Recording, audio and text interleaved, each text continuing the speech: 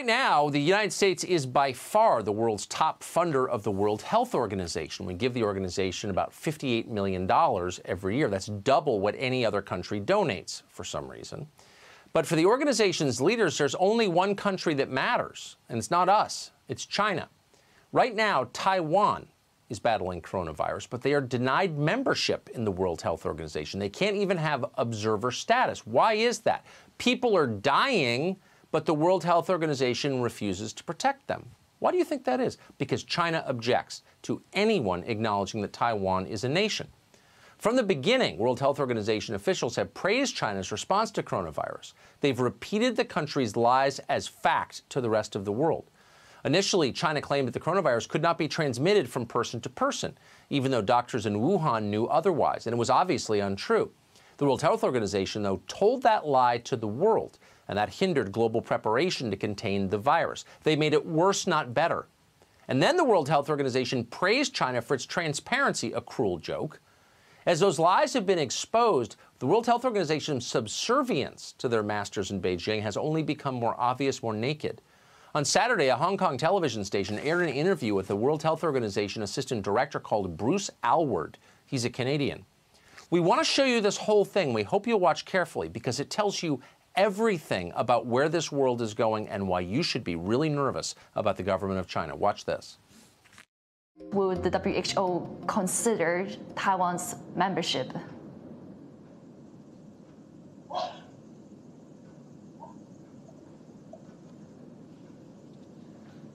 Hello?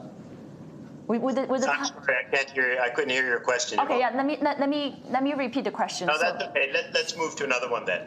Right, because I'm actually curious on talking about Taiwan as well, on Taiwan's case.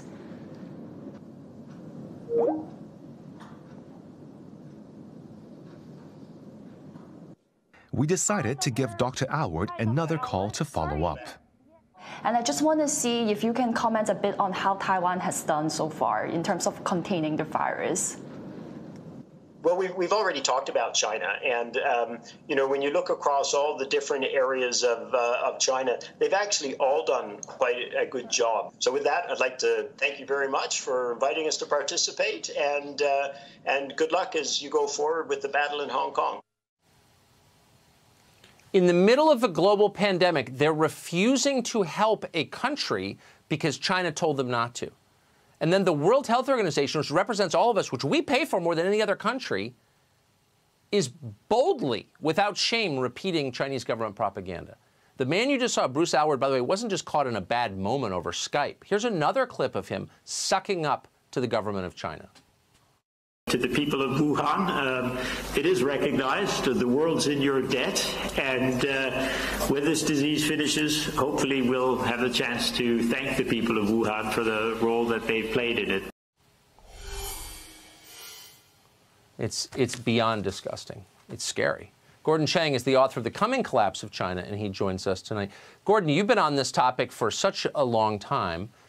Does it surprise you that the World Health Organization, which normal people, me, look at and think, you know, they're keeping the world safe from pandemics, that they're actually acting as a spokesman for the government of China? Does that surprise you?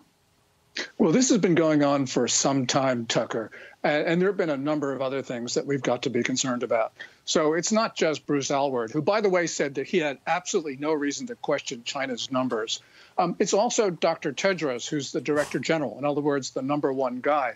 In late January, Tedros gave an interview to China's state media saying that Beijing's response was admirable, should be emulated by the rest of the world. And then he said it all showed the superiority of China's socialist system. Well, China has a totalitarian system, and really what he was doing was attacking democracy on behalf of Beijing. So this is really despicable across the board.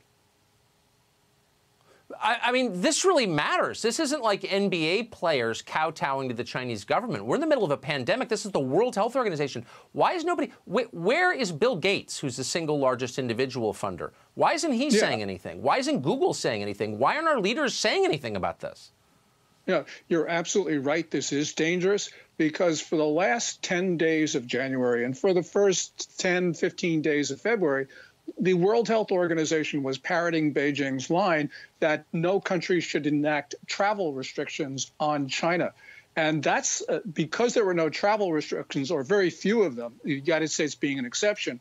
What happened was this virus spread even farther around China's borders. So what the WHO has done was it actually helped spread the coronavirus around the world, and it did it on behalf of Beijing. It's just beyond belief. It's hard to believe those words are true, but they are true. Gordon Cheng, thank you for that. Thank you, Tucker.